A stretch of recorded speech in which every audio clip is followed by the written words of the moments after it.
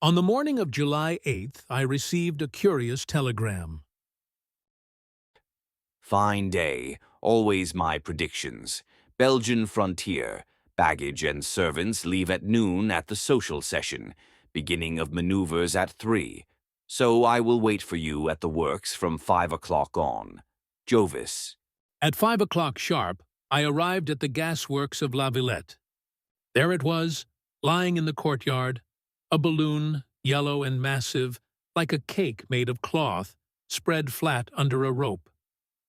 Some were examining the basket, a fine little square basket, ready for its human cargo. On its side, a name stood out in gold letters on a mahogany plate, Le Horla. The air was filled with anticipation. Something extraordinary was about to happen. The journey of Le Horla was about to begin. Suddenly, the people stepped back. The balloon began to stir. Gas surged through a long yellow tube, lying on the ground like an enormous worm, swelling and undulating as it filled with life. The crowd could feel it. Something was changing, something momentous. The balloon, once still and lifeless, was now moving, as if awakening from a long sleep. In every mind, another thought began to form. It was like watching nature itself give birth. The creature, soon to rise, stirred as if being nourished into existence. The attendants of Captain Jovis worked quickly, placing the net over the growing form of Le Horla. The net, essential for balance, ensured that the pressure was evenly distributed, allowing the balloon to rise gracefully. Le Horla grew and grew, its form expanding under the net's careful restraint, preparing to take flight and leave the earth behind. The creature was almost ready. Every eye in the courtyard watched as Le Horla prepared to rise, an extraordinary sight, a marvel of human achievement. Soon, Le Horla would take to the skies. The crowd begins to stir, voices rising as speculation fills the air. Among them, self-proclaimed specialists affirm with confidence that we won't make it past the fortifications.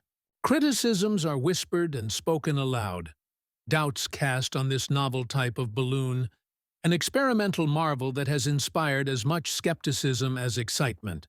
Meanwhile, Captain Jovis and his assistants remained focused, busy with the final details before launch. As is custom, the travelers dined in the gasworks canteen.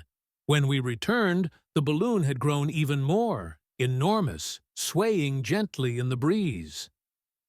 It hung there like a prodigious golden fruit, a fantastic pear ripening under the last rays of the setting sun. Now, everything was in place. The basket was attached, the barometers secured, and all the necessary supplies, trumpets, siren, raincoats, and provisions, were packed for our journey.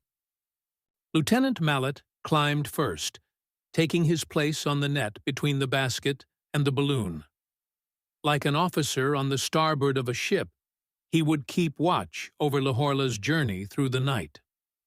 One by one, the passengers boarded the basket. Lieutenant Mallet first, followed by Monsieur Etienne Beer, Monsieur Paul Besand, and Monsieur Patrice Aries. Finally, I stepped in last, ready for the journey. Now, all was ready. Captain Jovis called for the final preparations. We were aboard Le Horla, a marvel of flight, ready to take to the skies. The adventure was about to begin.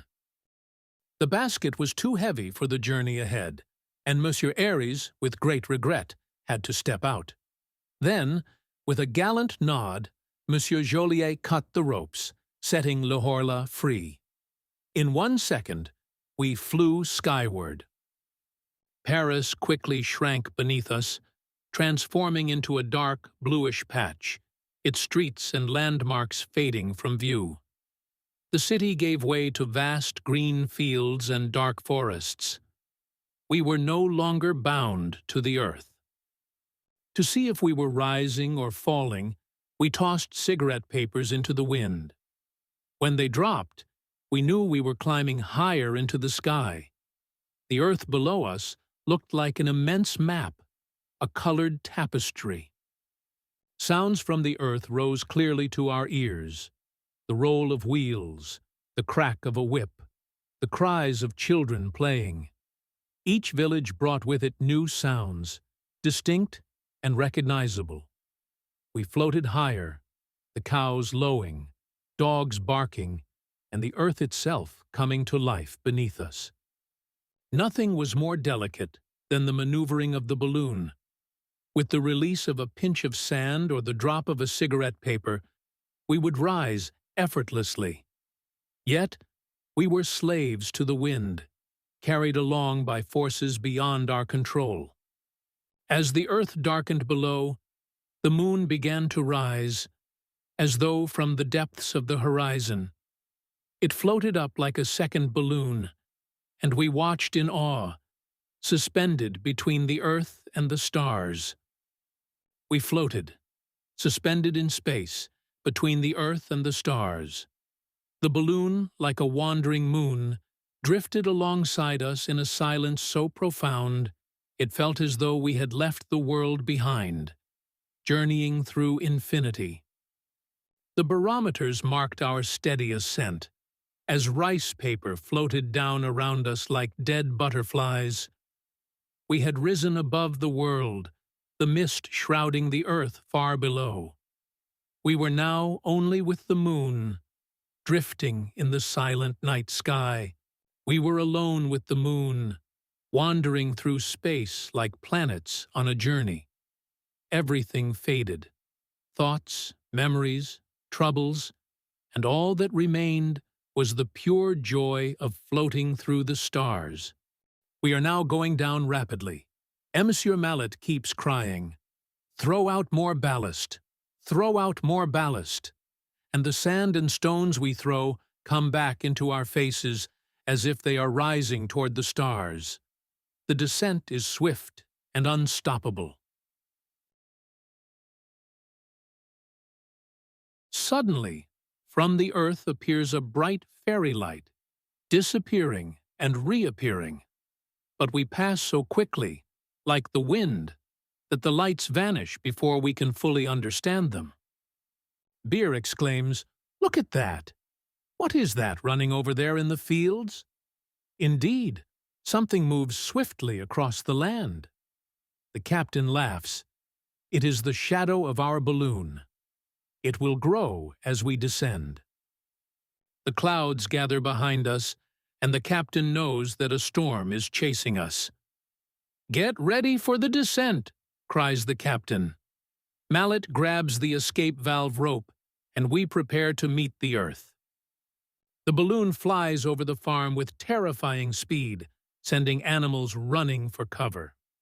The anchor is released, and the basket trembles as it touches the earth. The basket touches down, bouncing back and forth before it settles on the ground. The balloon struggles like a wounded beast until it finally deflates, surrounded by bewildered onlookers. With the help of the Belgian peasants, we pack up and make our way to the station. In just one night, we saw the setting sun, the rising moon, and the dawn of day, traveling from Paris to the mouth of the Scheldt, through the skies.